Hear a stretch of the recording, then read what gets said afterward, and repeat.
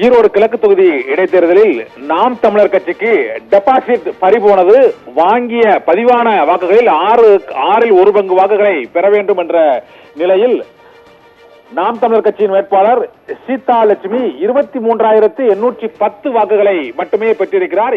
Deposit பெறுவதற்கு 25,777 வாக்குகளை அவர் பெற வேண்டிய நிலையில் அவர் சுமார் 2000 வாக்குகள் குறைவாக பெற்று டெபாசிட்டை இழந்தார்.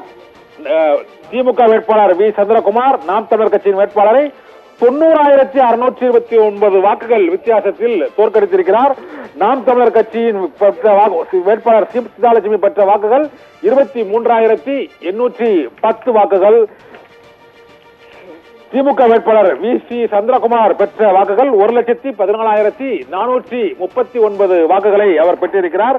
இதன் மூலமாக திமுக வேட்பாளர் 90,629 வாக்குகள் வித்தியாசத்தில் வெற்றி பெற்றிருக்கிறார். கடந்த முறை EVKS இளங்கோவன் பெற்ற வாக்குகளை விட 4,000 வாக்குகள் அதிகமாக பெற்று நாம் தமிழர் கட்சியின் வேட்பாளரை அவர் தோற்கடித்திருக்கிறார். ஈரோடு கிழக்கு தொகுதியில் திமுக வேட்பாளர் 1,14,439 வாக்குகளை பெற்றிருக்கிறார்.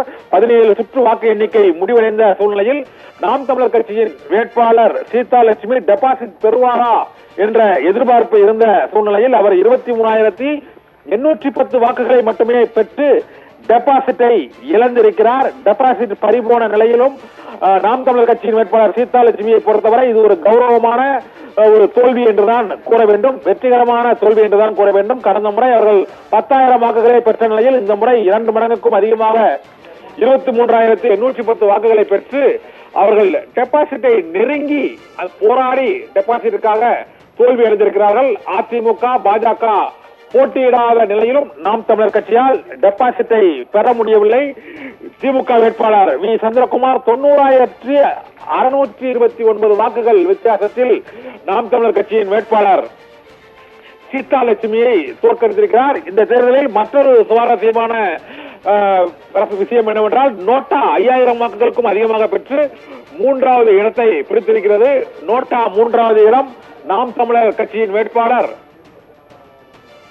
சீதா லட்சுமி 23,810 வாக்குகளை பெற்றார்.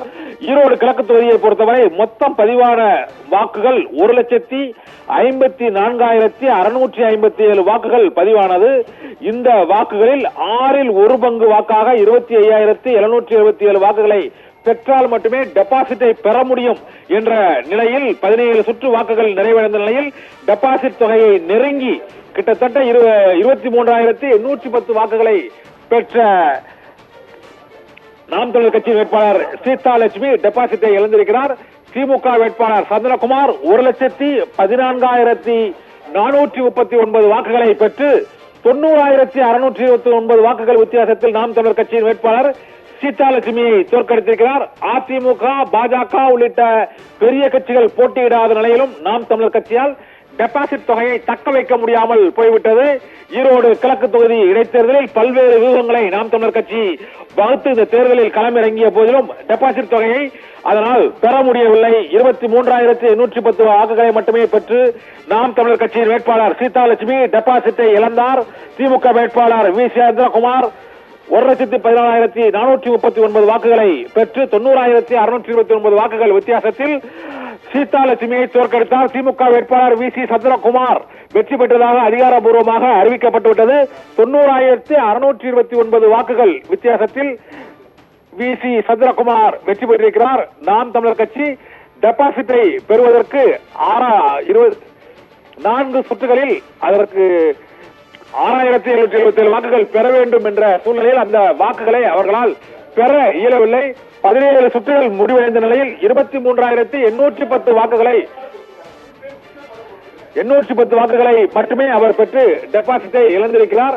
நாம் தமிழர் கட்சி இந்த தேர்தலில் 90,629 வாக்குகள் வித்தியாசத்தில் திமுக வேட்பாளர் நாம் தமிழர் கட்சியின் வேட்பாளரை தோற்கடித்திருக்கிறார். இந்த தேர்தலில் 5,330 வாக்குகளை பெற்று நோட்டா 3வது இடத்தை வகிக்கிறது. இந்த